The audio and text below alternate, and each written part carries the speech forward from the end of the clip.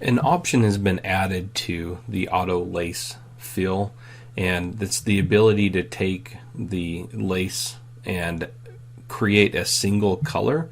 And so if I select, this is just a piece of artwork here, you can see, and if I select it and I come down here and I turn it into auto lace, you'll see that when it comes in, it's going to do it at multiple colors. And the reason for that is that because it comes into multiple colors, you can make a lot of changes to it. So if I select the auto lace here, you'll see that I have lace part, I have the base, I have the border, and I can switch between those and actually change the settings for this lace and the style as well. I can change it to a curve if I want. And so there's a lot of options you have, and it affects the entire thing. And so that's one of the advantages of it being kind of grouped together, kind of like an applique. You get a lot of settings, and it's going to kind of keep everything together here.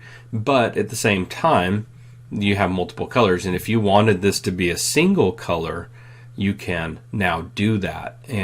But I want to point out there are some drawbacks of doing it as well. So I want to point that out too, because I think that it's important for you to know what's going to happen when you change it to a single color.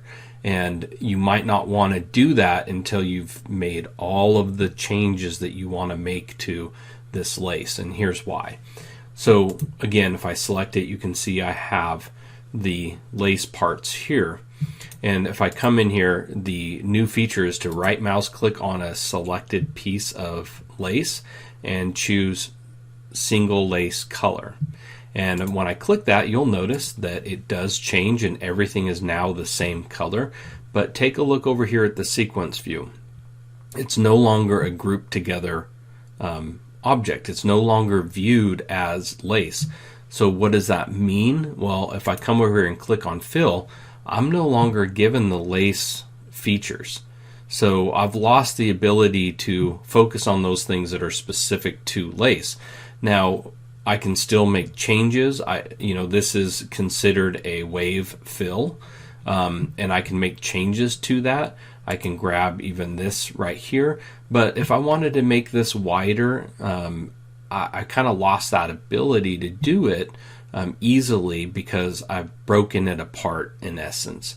So basically what that tool does, just so you know, is it takes this lace piece and it basically breaks it apart, and it turns each piece into its own separate object. So if I come in here, right click, and I choose break up lace, notice what I get. I get that fill, I get this fill right here, and I get the border.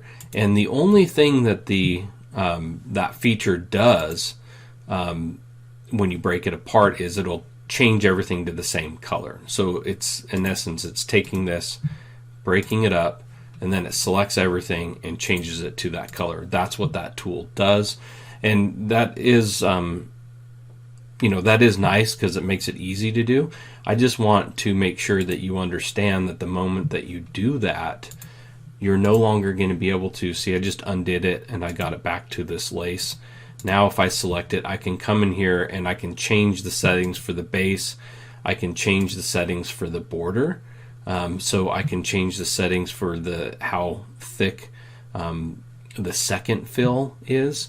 It really makes it easy to do those things. So whenever you're using this auto lace, don't just automatically convert it to a single color.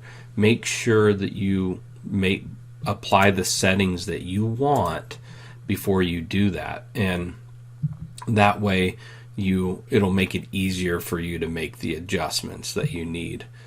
So I just wanted to point that out. But it is nice to be able to just right click and go to a single color. It's just important to understand what happens when you do that.